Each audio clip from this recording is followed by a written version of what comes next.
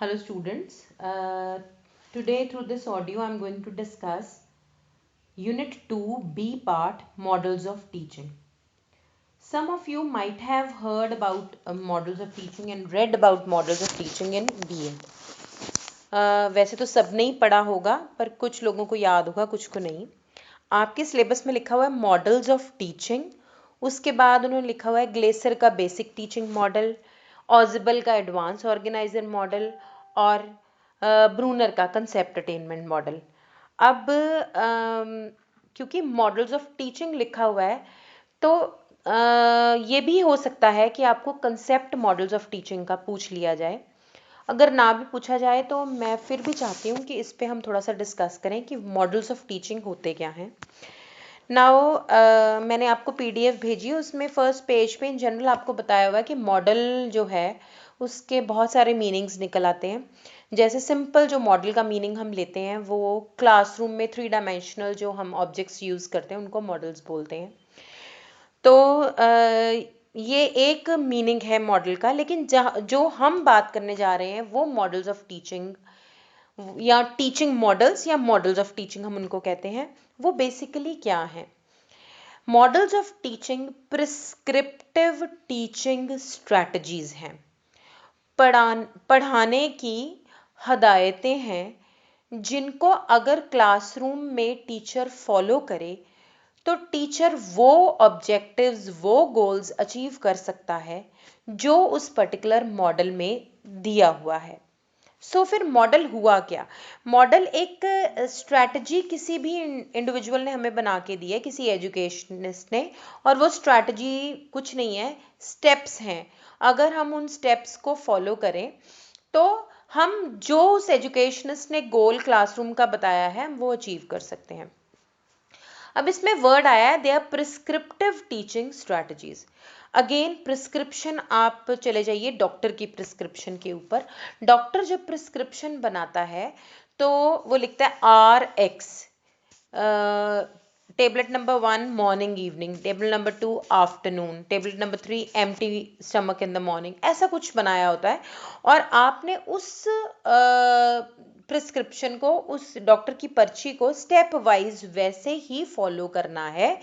जो मॉर्निंग में दवाई है उसे पहले मॉर्निंग में लेना है, फिर आफ्टरनून वाली को लेना है, फिर डिनर वाली को लेना है, या सॉरी नाइट टाइम वाली को लेना है. तो उसी स्टेप बाय स्टेप अगर आप चलते हो then what happens, you will get rid of the disease. वो एक प्रिस्क्रिप्शन है. इसी ढंग से आप और एक सिंपल एग्जाम्पल ले लीजिए. एक फ्लो चार्ट बना हुआ, how to make a cup of tea. अब उसमें लिखा है take a pan, put some water in it, put tea leaves, sugar, bring it to boil, add milk, bring it to boil again and sieve the tea and serve it hot. अब ये जो step number 1 है, 2 है, 3, 4, ये आपको वैसे उसी ही sequence में चलना है. अगर आप उसी ही सीक्वेंस में चलते हो then you will be able to make a nice cup of tea. उस ढंग से ये एक सीक्वेंस ऑफ स्टेप्स है. अगर हम इस नीति को, इस ढंग को अपनाते हैं तो हम चाय का कप बना पाते हैं. उसी तरह से जो टीचिंग मॉडल्स हैं वो भी एक नीति है. जैसे अब let me take one more example. आपने मूवीज में देखा होगा कि फौजी लोग खड़े हैं और उन्होंने एक मॉडल, मतलब 3 डायमेंशनल मॉडल लिया हुआ पहाड़ियों का, और वो एक्सप्लेन कर रहे हैं कि दुश्मन इस तरफ से आएगा, हम इस तरफ से जाएंगे, और पहले उनका ये अटैक होगा, हम ये अटैक करेंगे. और वो स्टेप बाय स्टेप बता रहे हैं. अगर सारे फौजी उसी ढंग से वो स्टेप्स फॉलो करते हैं तो वो बैटल विन कर सकते हैं. ठीक है. ये स्ट्रैटेजी हो गई, तो ये वॉरफेयर स्ट्रैटेजी होगी. इसी तरह से क्लासरूम स्ट्रैटेजी है हमारे पास. अगर हम वो जो भी मॉडल हम फॉलो करने लगे हैं, जिस भी एजुकेशनिस्ट ने उसे हमें दिया है, अगर हम उसके स्टेप्स फॉलो करते हैं तो जो भी गोल वो मॉडल अचीव करना चाहता है वो अचीव करेगा. अब आप मीनिंग में, ये है जनरल मीनिंग, आपको ये उसमें नहीं लिखना है पेपर में. पेपर में तो आपने डेफिनेशंस ही लिखनी है. ये मैंने आपको सिर्फ एक्सप्लेन किया है कि आपको क्लियर हो जाए कि मॉडल्स ऑफ टीचिंग होते क्या हैं. अब इसमें डेफिनेशन है, मैं 1 या 2 डेफिनेशंस आपके साथ डिस्कस करती हूँ. Rest you can learn. At least 3 definitions you should write in the paper. Now view of Paul Egan and others. पहली डेफिनेशन है, पीडीएफ के पेज 305 है, उस पर देखिए फर्स्ट पेज पे. Teaching models are prescriptive teaching strategies designed to accomplish particular teaching goals. Prescriptive teaching strategies क्या हुई वो मैंने आपको समझाया, और इससे आप क्या कर पाओगे, you will be able to accomplish particular teaching goals. Now let me take an example. अब आपके सिलेबस में है कंसेप्ट अटेनमेंट मॉडल, ये जेरोम ब्रूनर ने दिया है। अब ब्रूनर ने हमें एक स्ट्रैटेजी दी है, वो उसमें कुछ स्टेप्स दिए हुए हैं। स्ट्रैटेजी है क्या, एक सीक्वेंस ऑफ स्टेप्स होती है। उस सीक्वेंस को अगर मैं 1 2 3 करके वैसे ही फॉलो करूं जैसे ब्रूनर ने बताया है, तो मैं क्या कर पाऊंगी, मैं अपने स्टूडेंट्स को कोई भी गिवन कंसेप्ट अटेन करवा पाऊंगी। सो क्या है फिर मॉडल्स ऑफ टीचिंग, एक स्ट्रैटेजी है जिसने मुझे कोई पर्टिकुलर टीचिंग गोल, यहाँ पे वो टीचिंग गोल क्या है, कंसेप्ट अटेन करवाना, तो वो हेल्प किया है मुझे वो गोल अचीव करवाने में। अब आप जॉयस एंड व्हील को देखिए, जॉयस एंड व्हील की डेफिनेशन को। They have given 3 meanings of teaching models. 3 meanings क्या हैं? पहले, teaching models are just instructional designs. Class में निर्देश देने का एक ढंग है, एक डिजाइन है। They describe the process specifying and producing particular environmental situations which cause the student to interact in such a way that specific change occurs in his behavior.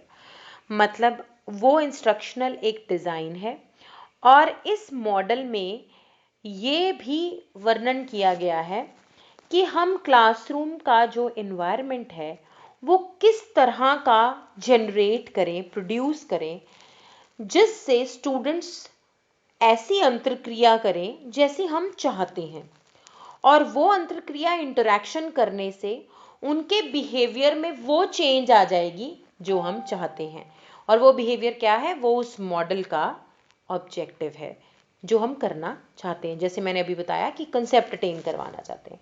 So basically हमें जो मॉडल है वो बताएगा कि teacher ने class में students के साथ कैसे इंटरैक्ट करना है, स्टूडेंट्स के क्वेश्चंस को कैसे आंसर करना है, क्लासरूम का एटमॉस्फेयर कैसा होना चाहिए, डेमोक्रेटिक हो कि ऑटोक्रेटिक हो, टीचर सेंटर्ड हो कि चाइल्ड सेंटर्ड हो, तो वो सब हमें बताया गया है। और हमने वैसा ही इन्वायरमेंट जनरेट करना है, वैसे ही स्टूडेंट से इंटरेक्शन करवानी है, तो हम डिजायर्ड बिहेवियरल चेंजेस ला पाएंगे स्टूडेंट के अंदर।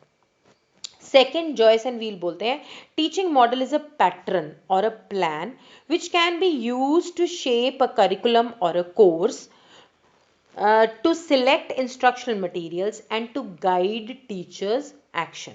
So हमने एक प्लान बनाया है जिससे हम अपने करिकुलम को शेप अप करेंगे, और उसी ढंग से हम अपने इंस्ट्रक्शनल मटेरियल्स जो क्लासरूम में हम यूज़ करते हैं उनको सिलेक्ट करेंगे, और इसी के अकॉर्डिंगली हम टीचर के एक्शंस को भी डिसाइड करेंगे। सो एक प्लान है जो हमें अपने करिकुलम को, अपने इंस्ट्रक्शनल मटेरियल्स को और अपने टीचर के एक्शंस को पहले से ही जो प्लान आउट या ऑर्गेनाइज करवा देता है।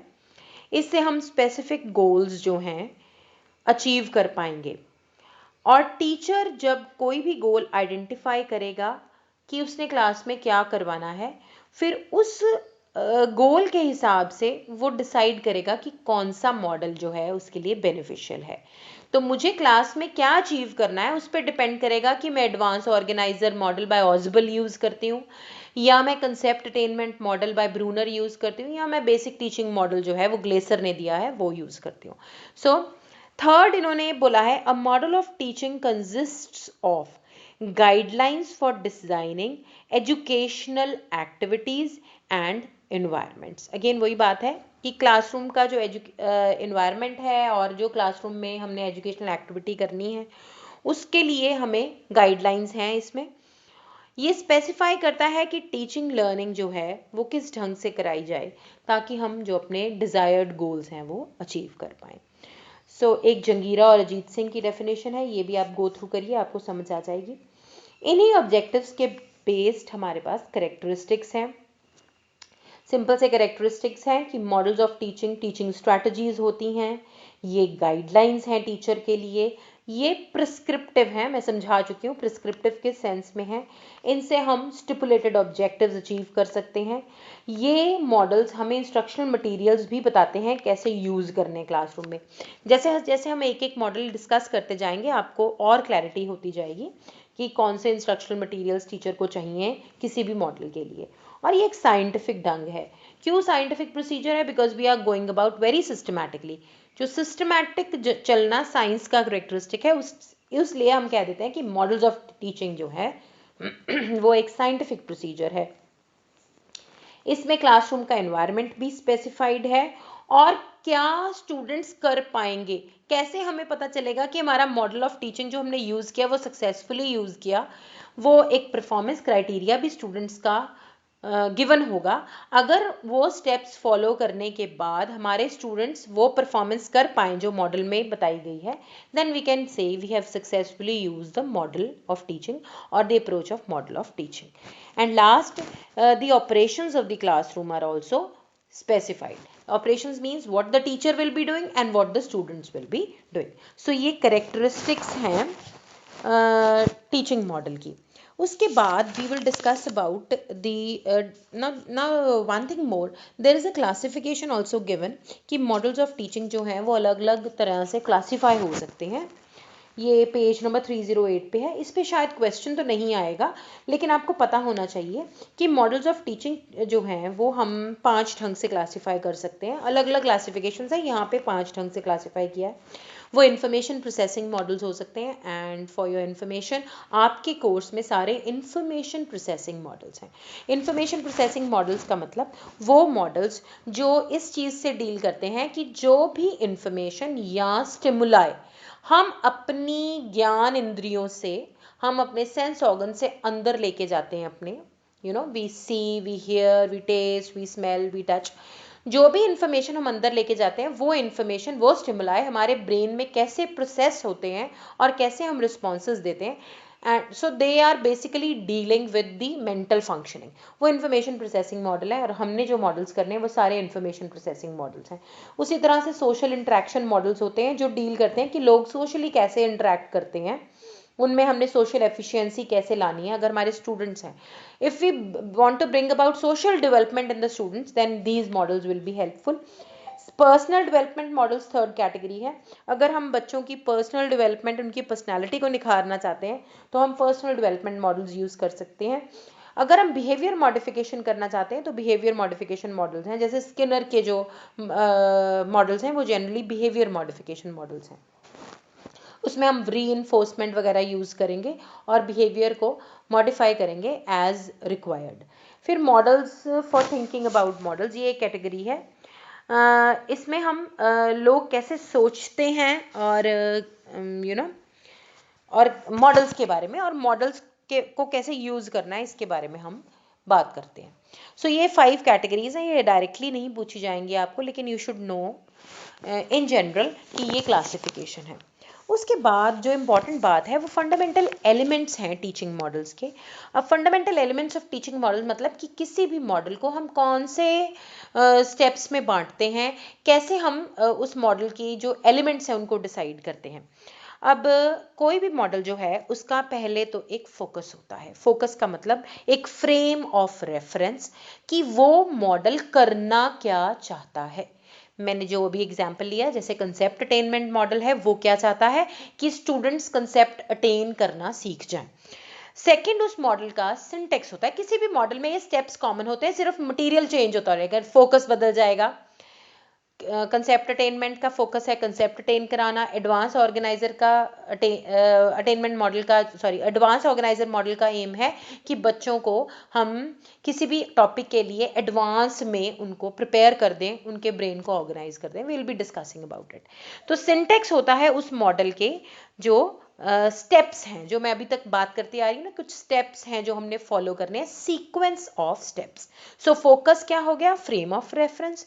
सिंटेक्स क्या हो गया? सीक्वेंस ऑफ स्टेप्स जो हमने क्लास में फॉलो करने हैं, जिससे हम मॉडल की जो ऑब्जेक्टिव्स हैं उनको अचीव कर पाएंगे। थर्ड है सोशल सिस्टम।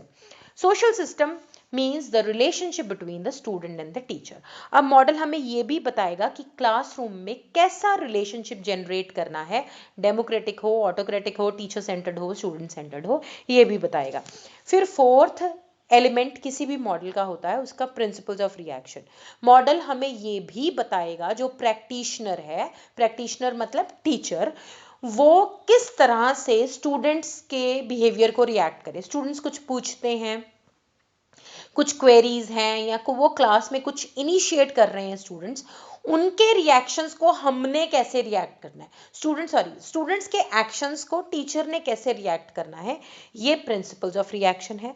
सपोर्ट सिस्टम, अब देखिए क्या है सपोर्ट सिस्टम, कि मॉडल को क्लासरूम में सक्सेसफुली यूज करने के लिए, वो स्टेप्स को, जो सीक्वेंस ऑफ स्टेप्स हैं उनको सक्सेसफुली चलाने के लिए टीचर ने कुछ हेल्प टीचर को चाहिए है एनवायरनमेंट से। वो क्लासरूम में सिंपल चीज़ें हो सकती हैं, इंस्ट्रक्शन मटेरियल्स हो सकते हैं, कोई प्रिंट आउट्स आपने बांटने हैं, कोई ग्लोब दिखाना है, कोई मैप दिखाना है, आपको एलसीडी प्रोजेक्टर चाहिए, हाँ तो ये सारे सपोर्ट सिस्टम में आ जाते हैं। और अगर आपने कोई फील्ड ट्रिप ही लेके जाना है उस मॉडल के लिए, तो उस फील्ड ट्रिप के लिए कोई व्हीकल अरेंज करना है या कुछ भी ऐसा करना है, तो वो सारी चीज़ें सपोर्ट सिस्टम में आ जाती हैं। उसके बाद होता है एप्लीकेशन। एप्लीकेशन का मतलब कि किसी भी मॉडल को हम कहाँ कहाँ पे यूज़ कर सकते हैं। जैसे फॉर एग्जांपल एक ताबा का इंडक्टिव थिंकिंग का मॉडल है, वो आपके बीएड में था, अगर आपने पढ़ा हो तो वो ताबा ने सोशल स्टडीज़ के लिए बनाया था। हिल्दा ताबा ने, वो सोशल स्टडीज़ की टीचर थी और उसने सोशल स्टडीज़ के टॉपिक्स को पढ़ाने के लिए हमें इंडक्टिव थिंकिंग मॉडल दिया था। लेकिन उस मॉडल को हम साइंस में भी यूज़ कर सकते हैं, मैथ्स में भी, जहाँ जहाँ पे इंडक्टिव थिंकिंग होती है। इंडक्टिव थिंकिंग क्या है? मेकिंग रूल्स फ्रॉम एग्जाम्पल्स, ठीक है। तो फिर जहाँ जहाँ पे इंडक्टिव थिंकिंग है वहाँ वहाँ पे हम उस मॉडल को यूज़ करते हैं। अब this was regarding the fundamental elements of the model. अब इसी तरह से इसके एजम्पशंस दिए हुए हैं, I will be cutting it the audio brief, it will become bigger. ये आप एजम्पशंस जो हैं वो पढ़ सकते हैं, आपको समझ आ जाएंगे। सो इसमें हम जनरल कवर कर दिया, इस ऑडियो में हमने जनरल कवर किया कि मॉडल्स ऑफ टीचिंग होते क्या हैं। Thank you.